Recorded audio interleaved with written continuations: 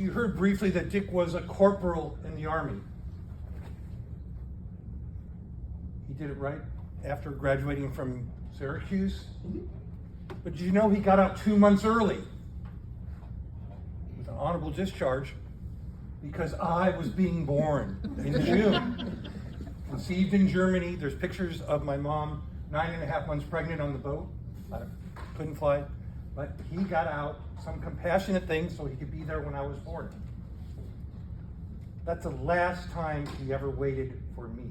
If you know Dick. What are the attributes? What have we learned from my father, our father? You've heard a lot of stories today. Patience. He was a Little League coach. He practiced with my brother and I all the time. We might have been natural skiers, we were not natural baseball players. We were left-handed, he was right-handed. He imagine trying to teach us how to throw, catch, or even bat. But he would spend hours with us on those fields. And we both became pretty good. He was very proud of us when we became an all-star. And it's hard to believe how much that he had that kind of patience, because he had things to do, places to go, always in a rush. Dedication. We did hear that he loved football and baseball. He hated soccer. Ira, he really did. He never understood soccer. I was on the freshman soccer team at Brighton. He came to every game, bored to tears, but he thought he had to support his son. That's how dedicated he was to soccer. He never understood how offsides work. Kyra, you can explain it later. But that's really dedication, and I won't even talk about a track and field meet and how long those last. He could appreciate that a little more. Tolerance. He was a businessman, an entrepreneur, a Republican with a capital R. I was a long-haired hippie, ultra-liberal. He wanted me to work, and I wanted to make hippy-dippy movies. Why, Stacy, I almost didn't come to your bat mitzvah because I wouldn't cut my hair. We talked about it at breakfast, I remember. Yes. World War III. I said, I guess I'm not going. I was a jerk. I did cut my hair the week after, though. I was trying to make a point. But after that, he let me major in philosophy at Trinity. I think he thought I was going to open a philosophy store when I was done. But he was very happy when I got what he called a real job, working in a ski shop in San Francisco, a paramedic. But then I went to work for the government. He never understood that either, but very tolerant of that. Pride. Even though he hated soccer, he was thrilled that we played. And he had a philosophy, I think he learned that at Springfield. He said it's better to play than sit on the bench. Be a star of the JV team. Don't sit on the bench as varsity. You learn nothing. And you didn't, after Springfield, when he went to Syracuse, he had to sit out for football. And by the time his time came, he was with my mom. But he had to do something, so he played lacrosse. He didn't know how to play lacrosse, but he went out to practice. And on the first game, they announced the team. He's sitting on the bench because he thought he was terrible. And the coach counts the players, and he goes, wait, there's one missing. Osur, get out there. He goes, I'm starting? So even there, when he got a chance to play, he almost misses one time there on lacrosse. But he was very proud of us and our success. I went to the University of Durham in England. He came out to see me and visited what it was like. And we bought these great little Sherlock Holmes type hats together. Hey, Plum. He wasn't proud of me making the dean's list. You did make the dean's list. I did not make the dean's list, so he couldn't be proud of that. Well, Plum made the dean's list.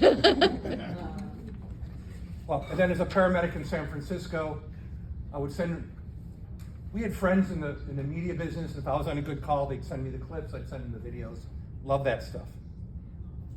And then I won a national award from the American Planning Association, and he and Mitchell came, I think Kim was there too, right, where I got the award, and he saw the video and the nice things that these people said.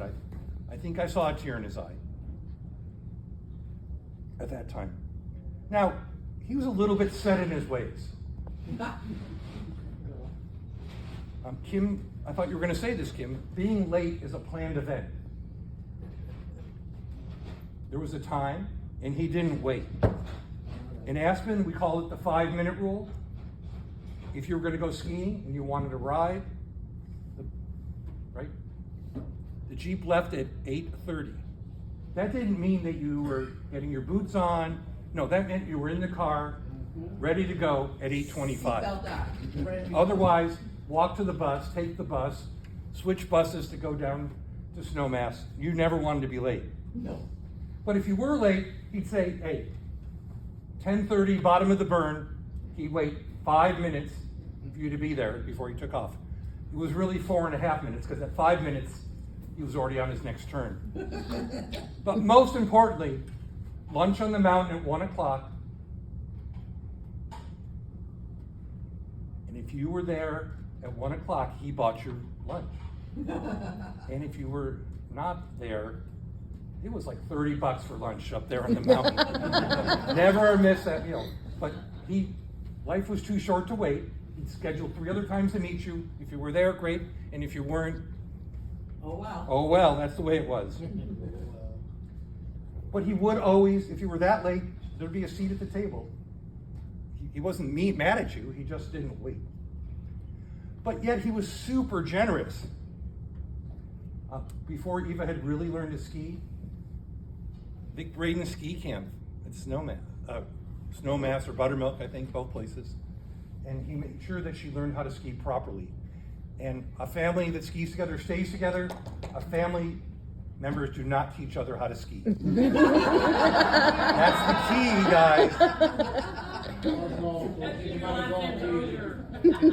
You heard about his work on nonprofit boards, and that also, I learned a lot from that dedication and that. I've been on at least 3 nonprofit boards, giving back to United Way, and the United Way people really miss me now in Southern California because I was their biggest contributor, because Dick ingrained us from the beginning about giving back. Yes. And then other generosity, on the regular, just weekend late dinners. How many people would show up? 20 or 30, food for everybody. And all my friends welcome all the time to hang out there and do that. He was wise. You heard about how wise he was. And he said to me, I don't think he called me a damn hippie, but he thought it. Once you get a job, you'll have self-respect. And how right he was. Working cures all ills. Now, Kim didn't tell the story she should have told.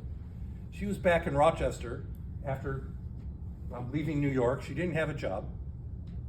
And her thought would be, she's going to hang out at home, recover, see her friends, take it easy for a few weeks, and then look for a job.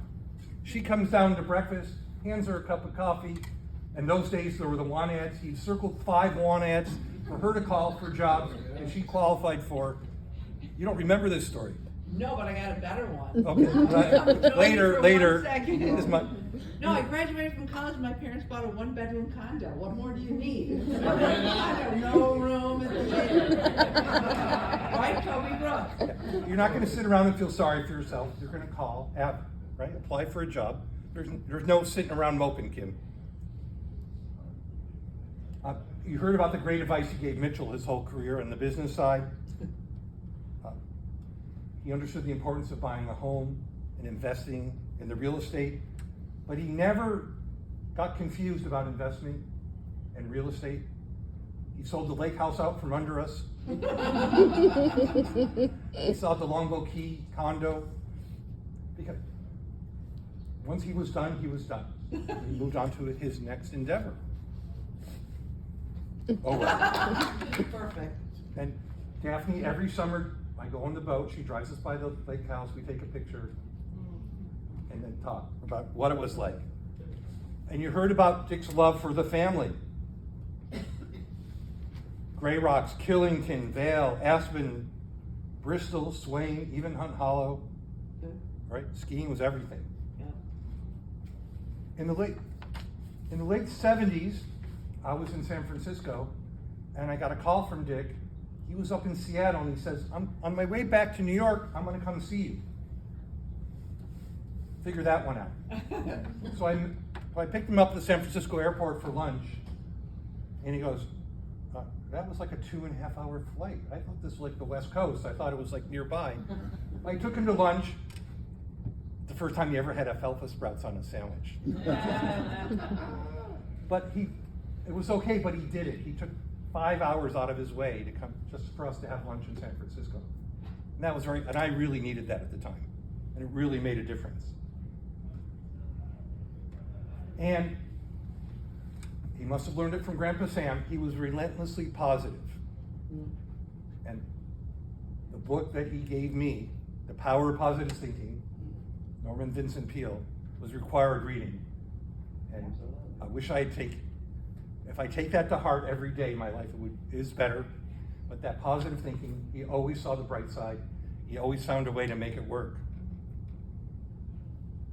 And you heard that leaving Rochester Station to start Snow Country and A Wing and a Prayer, amazing courage to take that to happen. So, what are those attributes? Patience, dedication, tolerance, pride, still stubborn, generous, wise, full of love, relentlessly positive.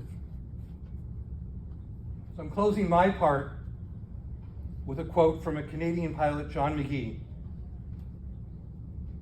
"He has slipped the surly bounds of earth and danced the skies on laughter-silvered wings.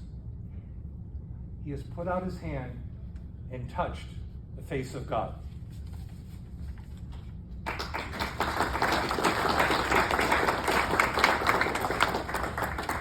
So a few of our family friends are going to speak next. Lee J, you're next. Oh, boy. Lee J also grew up in our house. We called him, he was known as Little Lee J. That's funny. Thanks, Lee.